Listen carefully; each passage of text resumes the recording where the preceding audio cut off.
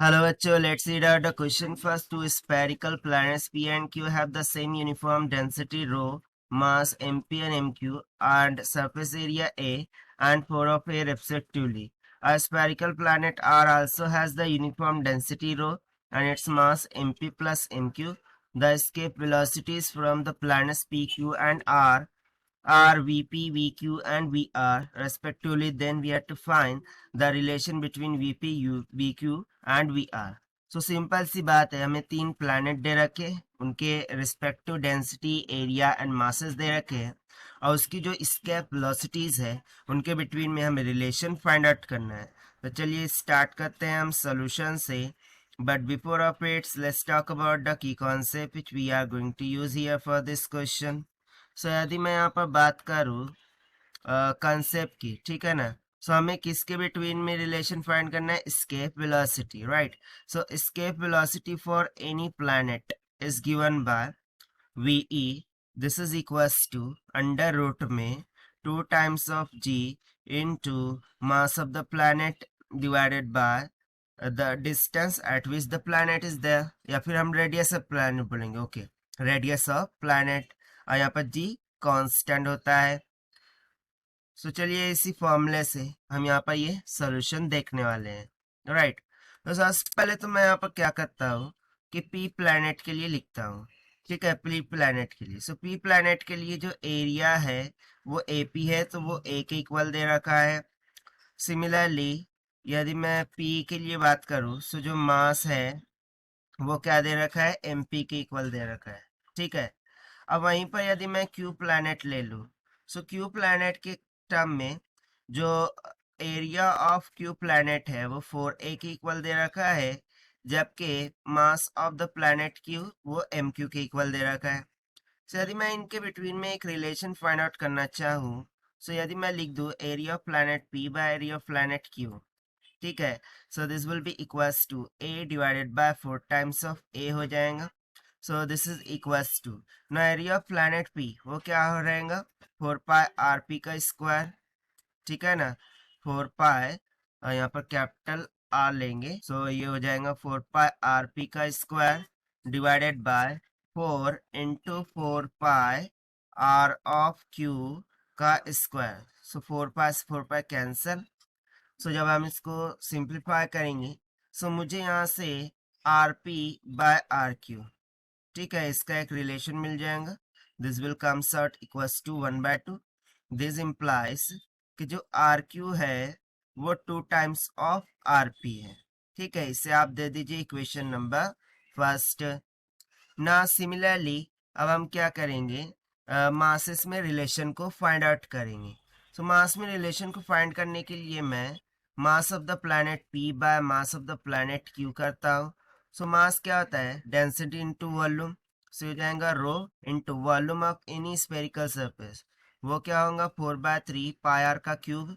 सो ये हो जाएगा पाई आर पी का cube divided by rho into 4/3 pi of R Q का क्यूब, ठीक है ना.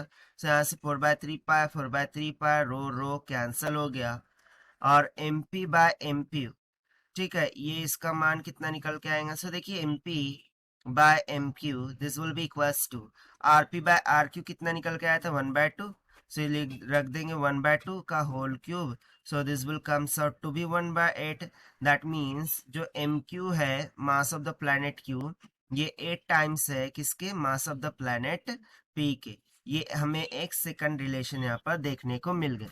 अब उसी तरीके से मैं आर प्लैनेट के लिए यदि बात करूँ, ठीक है ना, आर प्लैनेट के लिए, सो इसको हम नेक्स्ट पेज पर ही देख लेते हैं. सो यहाँ से यदि हम आर प्लैनेट के लिए बात करें, सो आर प्लैनेट के लिए जो मास है उसको हम मान लेते हैं भाई एम आर, जो कि basically M P plus M Q के बराबर है, ठीक है ना. सो ये मास का रिलेशन तो हमें पता है.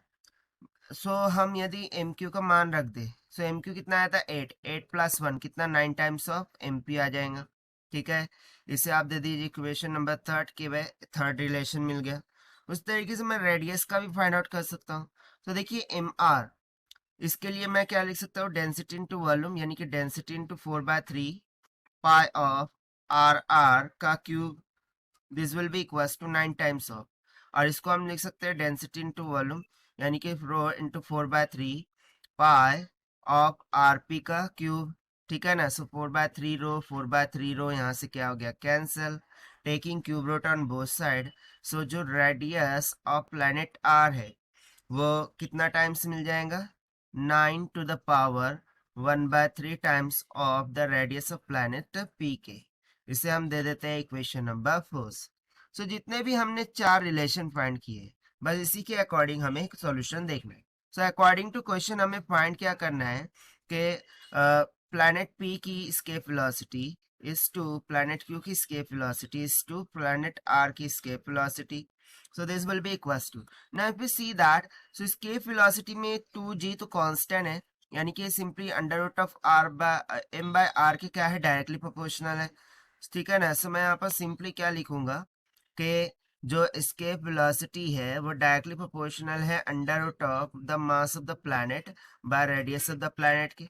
सो उसके अकॉर्डिंग ही हम यहाँ पर लिखेंगे। सो ये हो जाएगा M P by R P is to under root में क्यू के लिए क्या हो जाएगा M Q by R Q, ठीक है, इस टू अंडर रूट में M R by R R, ठीक है ना।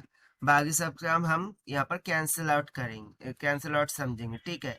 सो यदि मैं इसको एज इट इज रखूँ, क्योंकि इसका तो कोई फर्क पड़ने वाला नहीं है, M P by R P is to, इसको हम क्या लिख सकते हैं। सो एम क्यू का रिलेशन हमने फाइंड करके रखा है, कितना आया था 8 times of M P, right. So इसको हम लिख देंगे 8 times of M P divided by R Q को हमने फाइंड किया था, कितना आया था 2 times of R P, right. Okay 2 times of R P in इस टू, उस तरीके से एम आर कितना आया था, so यहाँ से देखिए 9 टाइम्स ऑफ एम पी आया था डिवाइडेड बाय, और ये आया था 9 to the power 1/3 times of R P के इक्वल। तो सिंपली यहाँ से आप देख ही सकते हैं कि वी पी हमारा सबसे लेस आएगा और उससे थोड़ा बड़ा हमारा वी क्यू आ सकता है, एंड सबसे ग्रेटर हमारा वी आर ही आएगा। कैसे, सिंस देखिए ना यहाँ पर 2 4 8, 2 बाहर निकल गया, यानी कि 2 टाइम्स ऑफ वीपी हो गया, ये 2 टाइम्स ऑफ वीपी होगा। बाकी यहाँ पर देखिए 9 है, 9 रेस टू द पावर 1/3 है, ये 9 यदि ऊपर चला जाए सो 9 का स्क्वायर यानी कि बाहर निकल के 9 टाइम्स हो जाएगा, ठीक है ना। ये something about 9 times of VP, यानी कि सबसे बड़ा कौन आएगा आर वाला, ठीक है ना। जो भी आर वाला प्लैनेट है उसकी स्केप वेलोसिटी सबसे ग्रेटर आएंगी।